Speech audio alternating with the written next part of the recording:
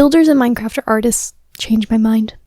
No, but really, okay, I think most of the population is in that category of like, you can't even draw a stick figure. And I mean, fair enough, I am including a big amount of the population who can't even hold crayons yet, alright? They're just little fetuses. But it's a skill that takes time to develop. We can't all be North out here being Bob Ross at age 7, so like, fair enough, not everyone has that skill.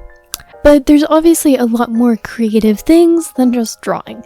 You don't have to be able to draw in order to do clay work or just have creative thinking, writing. There's so many different creative fields and things that are considered art that aren't drawing. I mean, what is and isn't considered real art is so broad and such an already highly debated argument. Can you just put a thing that you had no hand in making onto a pedestal and call it art? Yes. Yes, you can. You can also do nothing and call it art. You can do very elaborate things and call it art. Fashion design, acting, it's all art, okay? Art is broad. I need you to keep this in mind, alright? We're going to be open-minded as we get into this video, okay? So, with this broad understanding of what is and isn't art, what is really stopping Minecraft builders from being considered artists? I'm asking the question, and I'm bringing the answers. Already, games are starting to be considered an art form. I think before it wasn't really even thought about that it would fall into this category, but especially with the rise of a lot of narratively driven games, and a lot of games that just look gorgeous, it's been accepted that yes, this is an art form. So why would it be any different about what it is that you can create within these games? A lot of boomers, not even with Minecraft builders being considered art, but just digital art in general, will say that it's not real art. This is such a big controversy. I feel like it was worse back in the day when no one really understood quite what digital art was. I think a lot of people think of like photoshopping as digital art and that the computer is doing it for you. That's generally the consensus. Some say that it's not art just because like the way that you're creating it is so different. I just think that's weird and I'm not even going to acknowledge this argument any further. So, unlike with most digital art, there is a degree more so where a computer is doing a lot of elements for you. However, I still think they're very similar. In both cases, your tools are being provided by a computer. So, in Procreate, that means that your brushes are pre-made for you, and the pressure sensitivity and the way that everything reacts, the code is already pre-made for you. In Minecraft, that means that you have your set number of blocks, you have your build limits, you know that right click, unless you keybind, is going to place a block, and there's just general things that are already created. The code to make the world was already made, all the things are pre-made for you in that sense. However, you are still placing and manipulating these things into your own thing. Let's look at some more traditional art mediums. Do you think every painter is hand making each paint? I'm not even talking about mixing colors. I'm saying from whatever it is that they get paint from and adding the dyes. And most painters aren't doing that. And if you don't do that, you're still considered a painter. Most people don't make their own brushes and canvases and do every single step in order to create their work. They mostly just start with pre-made tools, and then from there, through the manipulation, using those tools, changing that canvas, is then considered art. You're still manipulating something into a new form in order to create something. It's art. But I'm not done. So using World Edit, you could technically copy in a new build, but technically that build is still being made by someone else. So someone along the chain is making a thing from scratch. And even when you're using World Edit tools, yes, you aren't placing each individual block, but you are still just manipulating terrain using a very specific tool. Sometimes, yes, it will help build a specific thing. So like a sphere. Spheres in Minecraft are so hard to make. Jesus, you use World Edit, alright? I ain't gonna judge you for that. But like, okay, well then that thing wasn't made by you. But usually you're not gonna just have a sphere and call it a build. I mean, I guess you could. usually there's something that is done with that. Either there's a lot of different elements going on and that sphere is a part of that element in order to add something, or maybe you build around or inside of the sphere in order to further alter it some way.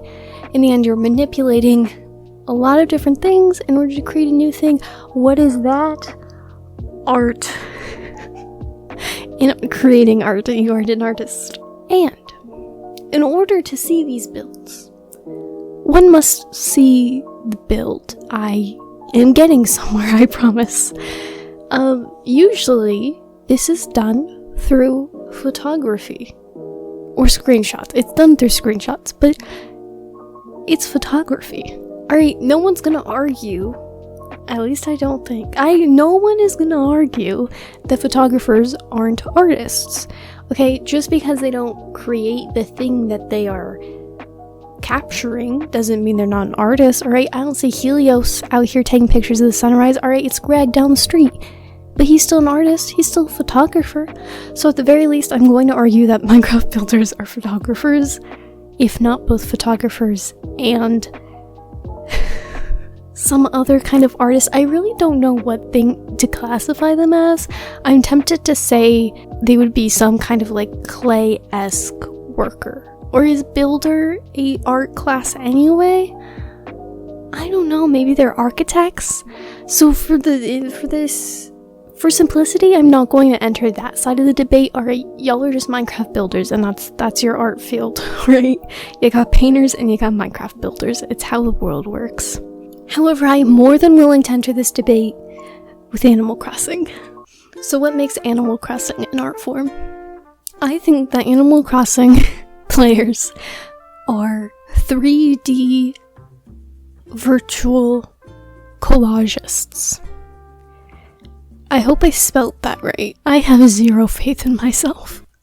But I add in these three things very specifically. Let's start at the end. Okay, collagist. Collages, or scrapbooks, or painting using pieces of paper and stuff to create an image. All of it has to do with taking something pre-existing and then combining it with other things in order to create an image. Whereas with like other art forms, usually you're fundamentally changing something or altering it in order to create your image or your vision. With collaging, you're mostly keeping things the same. You might cut down on some bits, you might add on some bits, but fundamentally, it's clearly a bunch of pieces of paper or a bunch of whatever you're doing coming together to create this cohesive image. And this is what's happening in Animal Crossing. You're given your set amount of items, your set amount of space, your limitations due to like, you can't put things there, put things next to this building or whatever, and you're not fundamentally changing these items in any way. Ultimately, that gas station pump will look like a gas station pump. Just about where it is that you choose to put it determines the look and the vision that you carry out. 3D and virtual, I think, makes it's pretty simple. Alright, you're doing it on a Switch, it is virtual, and it is 3D because you are walking around a space. I maybe should have started with those ones. It would have made a lot more sense to just go across the word left to right, or left to right. I don't know if this is flipped or not. However, some might argue that no, this is just interior and exterior design. And you are kind of correct. Yes, literally, that is what you're doing. Especially in your home, you are designing a home, which is interior design. However, I am hesitant to just call it that, because when it's very broad, it can mean anything. I feel like a 3D virtual collagist is just more interesting, you know? But there are so many different ways that you can take things.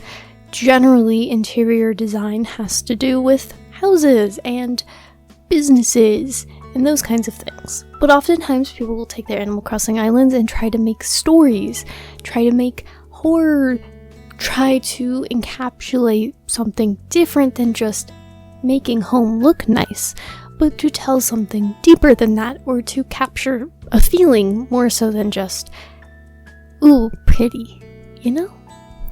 And with the exterior design, I feel like usually an exterior designer is doing a very limited space. Generally, you don't get to plan out an entire city and all of the buildings and all the nitty-gritty stuff, alright? Exterior designers don't get to do all that. You know who does? 3D virtual collages playing Animal Crossing. Is this a dumb video? Yeah. Yeah, it is. I don't even need to ask the question. I know. But sometimes you just get dumb videos. Can't all be masterpieces, and that's okay.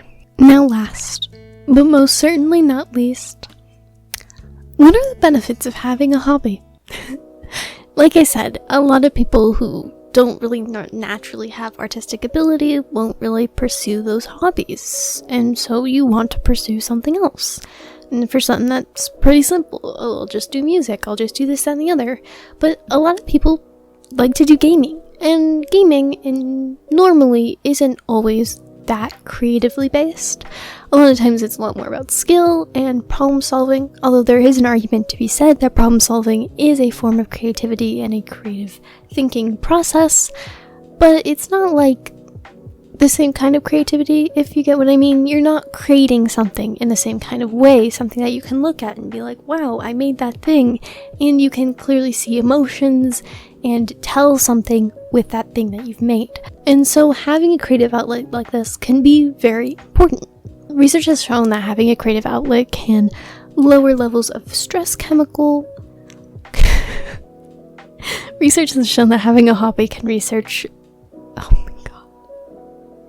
Research has shown that having a hobby can reduce levels of the stress chemical cortisone. Or cortisone? I think it's cortisone. Maybe it's either. It can lower BMI and it can lower blood pressure, which are all good things, assuming you don't have already low that. Well, I don't think anyone has too low of a stress level, but if hobby's good for body. Having a creative outlet can also help you to de-stress, not only just because it lowers cortisol levels, but also just because it helps get your mind away from things. It means that you're actually taking time for yourself instead of just like, oh yeah, this is time for myself because I'm on lunch break, but I'm still thinking about work, so it's not actually time for yourself. It helps you get emotions out and just express yourself through something other than words when you just don't want to, or maybe you can't. We've already talked about the beauties of vent art. And lastly, it can help you find a really great community. I know it's just anecdotal evidence, but I personally have found so many amazing things through Minecraft, and I've met amazing people. I've learned and grown as a person. I got into YouTube and actual drawing art from Minecraft. I don't think I'd be the same person if it weren't for Minecraft. But that's a story for another time. Either way, it's a wonderful community full of so many different people. And all in all, compared to some other communities, I feel like Animal Crossing and Minecraft have pretty good, welcoming, not opening communities. So yeah, Minecraft builders and Animal Crossing designers are artists, and that is a wonderful thing. Yes, I have bangs now. Yes, I impulsively cut them at about 11 p.m. last night. Yes, I kind of messed up, but we're just chilling with it. I might cut them a little bit shorter here. I don't know. I cut it all myself with craft scissors, and I feel like for that, it came out pretty good.